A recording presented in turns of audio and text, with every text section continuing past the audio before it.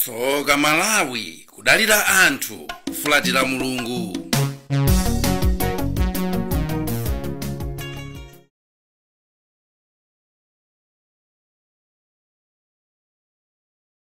Zina la Atate ndi la Mwana ndi la Mzimu Woyera, amen. Chaulere cha Ambuye athu Yesu Khristu, chifundo cha Mulungu Atate komanso mphatso za Mulungu Mzimu Woyera zikhale nanu abale. Pano ndi pa Word Made Flesh pamene timatenga mawu aja ndi kuwalowesa mu zanziko. Monga pena anapangira Ambuye Yesu mwini wake kuti anachoka kumwamba uko ndi kuzalowa m'matope aziko lapansi. Ifenso timatenga mawu ake aja ndi kuwalowesa m'matope andale, m'matope azachuma, m'matope azambirimbiri. Nchilunga chona kuti tilumikizise moyo wauzimu ndi moyo wathupi, chifukwa chona kuti munthu si muwiri kumanga khala limodzi ndi thupi ndi mzimu pamodzi. Nchifukwa chake lero mawu athu tikuwatenga kuchokera pa Yeremiya chapter cha 17 ndi maya 5 mpaka na 10. Ndipo tifuna kukamba za mtundu wa anthu umene ndi wopemphera ndithu koma kumvesera kumavuta. Ndipo tikunena kuti Tsoka Malawi, kudalira anthu nkufulatira Mulungu.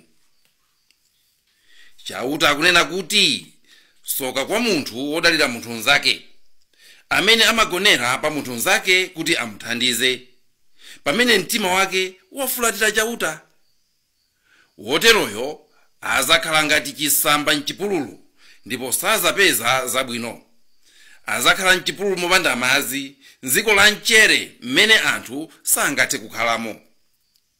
Koma ndi odala munthu wokhulupirira chauta, amene amagonera pa chautayo.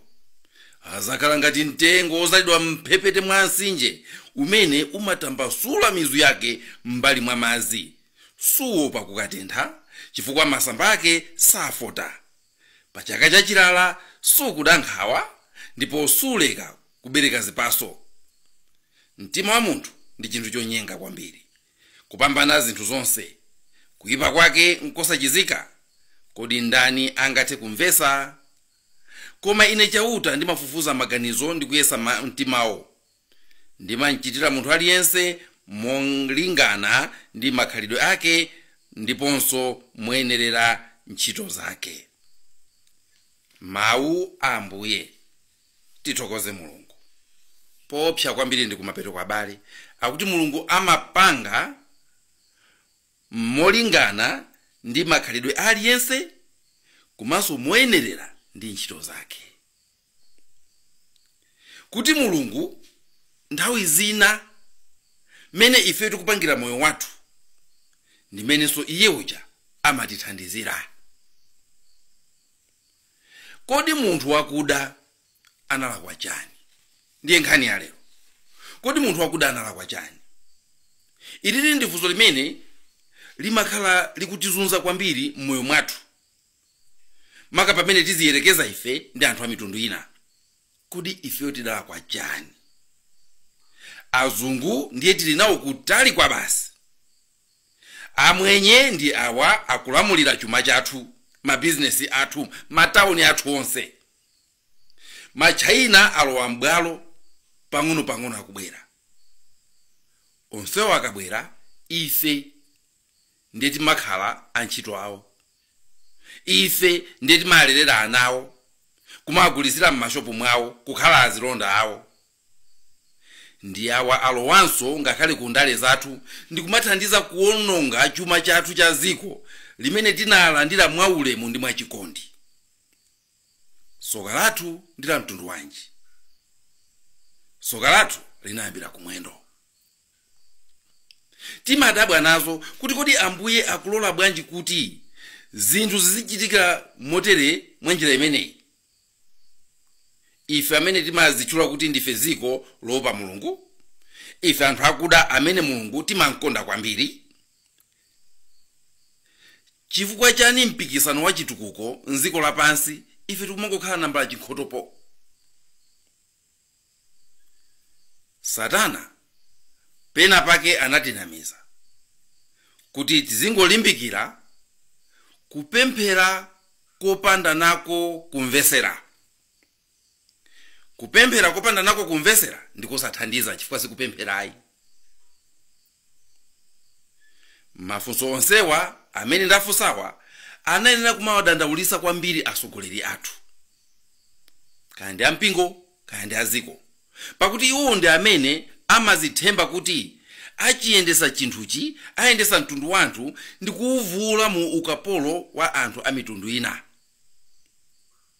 Zonsezi zinayenera kumapweteka wina aliyense mwa ife.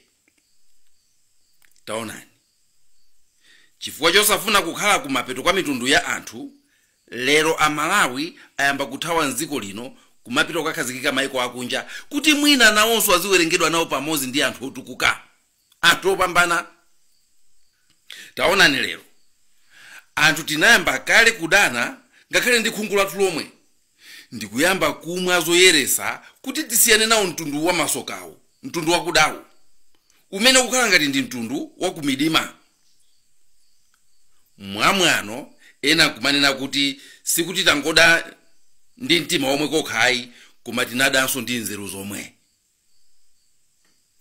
Mubongo mwathu muli chidima chokhachokha, mwakuti maganizidwe athu ngakhale ife amene timawasipa pamene tapanga cha nzeru nkumanena kuti ndimaganiza ngati mzungu.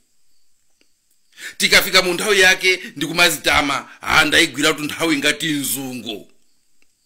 Tikalimbikira ntchito timazipopa natiti we work like the Chinese. Ngakhale timu yathu ya mpira tabwerekesa kwa azungu kuti mwina ayikoche, mpaka kuthawisa mzungu naye peche zitankanika. Sitikuziwa kuti kumanka iwoko amatichaniza ife, sitikuziwa kuti kumapita iwoko amatichaniza ife. Ine ngati munthu mmodzi amene zimenezi zimandipweteka, nthawi zonse m'mapemphero anga ndimakambirana ndi Mulungu wanga kuti andisegule m'maso kuti mtundu wathu udachiphonya pati. Ndikamawerenga baibulo langa ndimasakasakamo mphambano pamene ife tinasemphana ndi zabwino zoterezi, pamene ife tinasemphana ndi chitukuko, ife natilowera kwinaku kolakwika, anzathu nalowera kwinaku kulongosoka. Zinthu zikangolongosoka ndi kuti pali mzungu, zikati salongosoke palowa wakuda. Mawu amene ndawerengaja ndi mawu amodzi amene ntawawerenga ndinati pena mpamenepa. Akuti soka kwa munthu wodalira munthu nzake, amene amagonera pa munthu nzake kuti amuthandize, pamene mtima wake wafulatira chauta. Ndafuna abale musinkhe nane mozama ndithu. Kunena zoona anthufe, mtima wodalira wamera mizu mwa ife. Moyo umene tili nawo panopa ndi moyo wa plastiki, chifukwa sitikuukwanisa ndi zathu ayi, koma ndi nguwo zobwereka. Mwakuti otibwerekayo atangotilanda kalikonse amakhala kuti wativula basi. Inu taganizani, azungu atangoti lero asiya kutithandiza, tiyaluka bwa. Ndizoona ndithu kuti Mulungu adalenga munthu osati kuti azikhala yekha ayi, anamulenga ndi nzake. Koma sikuti mpumulenga kuti akhale ndi nzake, monga kunena Genesis 2:18. Sikuti Mulungu ananena kuti ndamulenga munthu wina kuti iwe uzimudalira, uzimusamira. Anati muzithandizana, kusonyeza kuti aliyense abwere ndi kena kake kuti apange contribute pa ubale umenewu. Aliyense ali ndi kuthekera kumene Mulungu anampasa kumuthandiza kuchitapo gawo lake pa ubale wake ndi azinzake. Palibe oti angokhala mbali yolandira. Kodi kudalira kumene Baibulo likudana nako ndiye kuti? Kodi kudalira kumene kukutisaukisako ndiye kuti? Munthu wodalira ndi munthu amene maso ake amakhala pa wina, sakhala pa iye mwini ndi khomo lake ayi, koma amakhala pa wina ndi zinthu za winayo. Amasilira, amakhumbira. Mwina nchifukwa chake tu Mulungu ngakhale ananenanso kuti usasilire zinthu za mwini, Exodo 20:17. pomwepa pali kufulatira Mulungu. Ndikana kuti kufulatira Mulungu ndiye kuti kumuchera nsana ndi kusalabadira za iye, kusalabadira zimene iye akunena. Chimene chinso chatisaukisa. Ndikuziwa kuti muzindiuza kuti ife ndife anthu opemphera koposa azungu mwina. Muzindiuza kuti ife timapita kutchalichi koposa azungu. Muzindiuza kuti dziko la Malawi ndi dziko lokonda kupemphera. Muzidabwa nane ndikamanena kuti Malawi tamfulatira Mulungu. Ndiye inuyo tazifunseni. Nanga chifukwa chani inu amene mmankonda, inu amene mmakhala pafupi ndi mwini zonse, lero muli osalira? Lero tili osalira. Ndanena kale kuti nzotheka kuti ndife opemphera koma sitikhala pansi ndi kumvesera. Satana watipanga kuti tikhale busy ndi kumaoneka ngati tikupemphera pamwambapa, koma mkatikati mwathu tikusowa chinthu chofunika kwambiri chimene chili kumumvesera Mulungu. Aliyense amene amaziwa kupemphera azakuwuzani kuti ngati ukungoyankhula, ngati ungooneka kuti ngati ukupemphera pamene sukumveserako, zimenezo sizimachedwa kupemphera, kumene kundi kumulongoloza Mulungu. Tanamizidwa kuti tizipemphera natisamveserako, natisamvesera malamulo ake okhazikika amene Mulungu mwini yake anasiya m'dziko muno. Palibe chimene ife tingapangepo.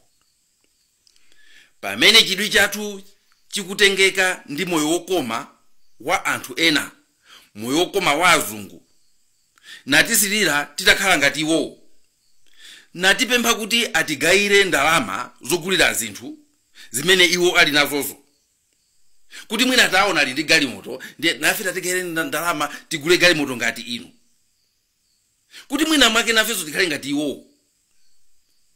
Nthawi yomweyo tikuchosa maso athu pa zimene Mulungu adayika mwa ife, pa zimene Mulungu anatipasa ife. Pofulatira mphaso zimene Mulungu anayika mwa ife, tikumufulatira Mulungu amene. Posakhala ndi chidwi chokuza zathu zimene tili nazo nkumangokhalira kunjoya zopangapanga zimene ena apanga, tamera ulesi wa maganizo ndipo takhala ngati anthu amene Mulungu sanawadalise. Tikupemphera titamfulatira Mulungu. 1 Korinto 12 amakamba za mphaso zosiyanasiyana zimene Mulungu amampasa aliyense. Inunso anazika mwa inu, inenso anazika mwa ine. Zomwezo zimene adayika mwa azungu zilinso mwa ife. Paulo oyera langizo lake limakhala lakuti kupizirani mphaso imene Mulungu adayika mwa inu. 2 Timoteyo 1:6. Kupizirani mphaso imene Mulungu anayika mwa inu, musakhale busy kusilira zimene ena akwanirisa pa moyo wawo. Koma ifeyo potengeka ndi zakuphayipha, tikukwera magalimoto opangidwa ndi ena, tikuonera ma TV opangidwa ndi ena, tikuyang'anira magesi opangidwa ndi ena, tikumwa madzi opangidwa ndi ena, tikutokosa mano ndi matoothpick opangidwa ndi ena, tikufunda mabulangete opangidwa ndi ena, m'misonkhano tikuyankhula pa microphone opangidwa ndi ena, msukulu mwathu masilabasi athu tikulembera ma ballpoint opangidwa ndi ena, mboma ndi mumpingo tikuyendera ma system opangidwa ndi ena. Ife takukhala olandira ndi kumachigwirisa ntchito. Nkonatu akafuna akumatha kulowa ngakhale ma system mwathumo ndi kuyisokoneza nanga sife tingoziwa kuchigwirisa ntchito koma kapangidwe kachitiziwa.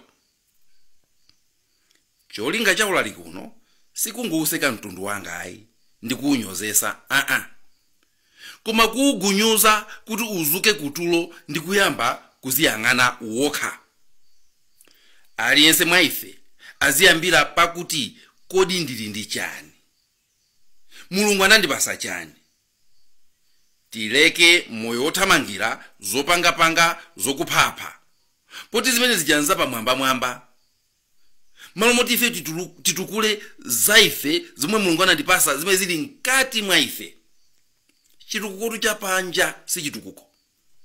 Chitukuko chimayenera kuyambira mkati mwa iwe, zimene iweyo Mulungu anakupasa. Mphaso yeniyeni siyochokera kwa anthu. Mphaso yeniyeni ndi imene Mulungu anakupasa, anayika mwa iwe. Marko 6:38 mmene Ambuye ankachulukitsa bread, anafunsa ophunzira ake, muli ndi chani? Muli ndi bread mungati? Tapitani mukayang'ane. Chimenecho ndimene ndikufuna kuti inu ndine tipange lero. Muli ndi chani? Tapitani mukayang'ane.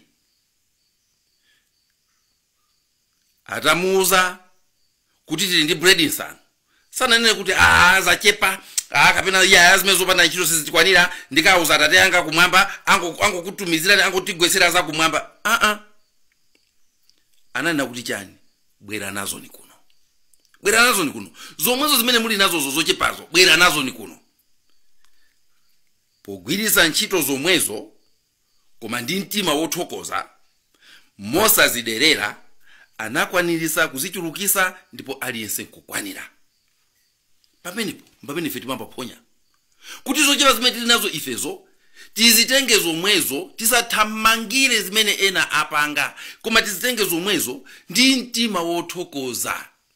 Koma ife kuderera, ngati uja yana mpasa kakhubiri limodzi uja, nanga kakhubiri kamodzi komwe kanchani wakakakwirira, anasauka.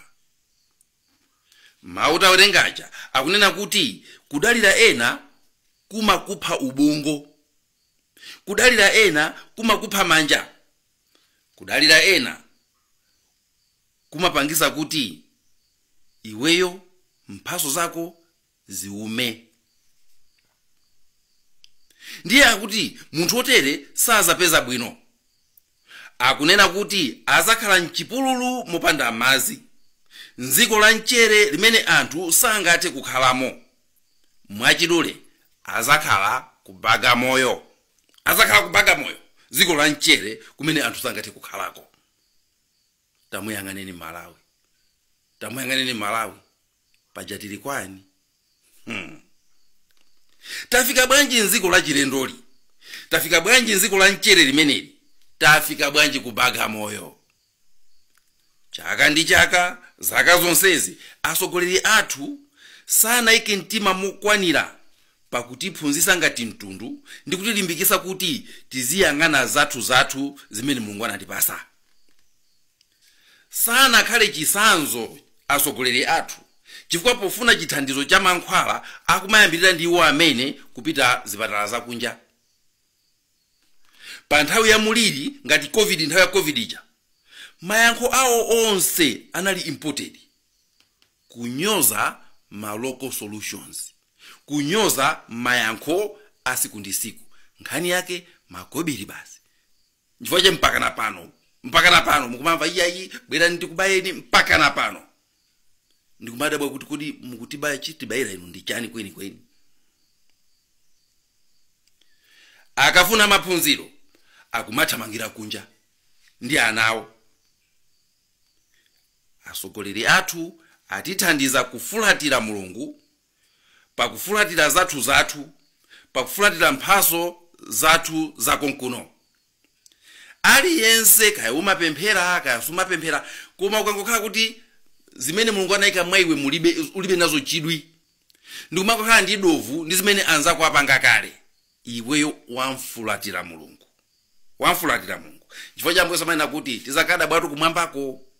Kuti ife amene timaoneka ngati kuti tikupanga zolongosoka pambali ya za Mulungu, kupita mwenje kukuza kuti inotu ndiye mwaperewera kwa basi.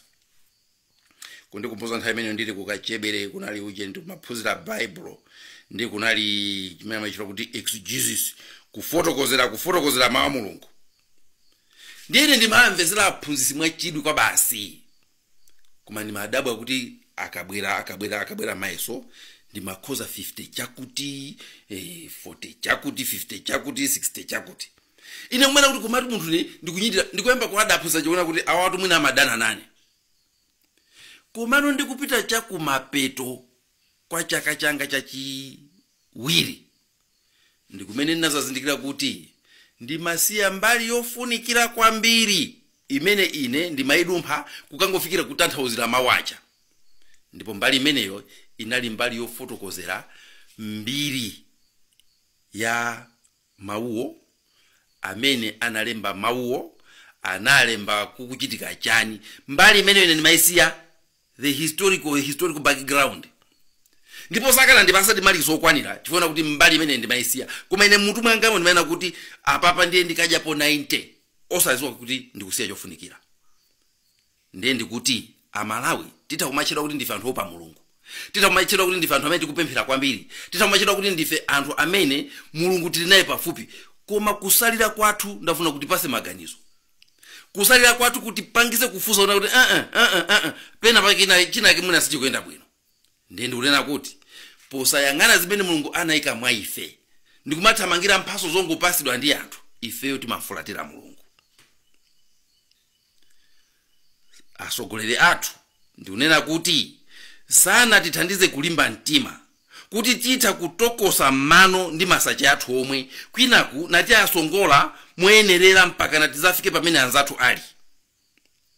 Sana tiphunzise kugwiritsa ntchito makobiri amene tili nawo nziko mwathu muno, koma adakonza mabajeti opitirira mweso ooneka owala chifukwa cha ngongole ndi chithandizo chakunja.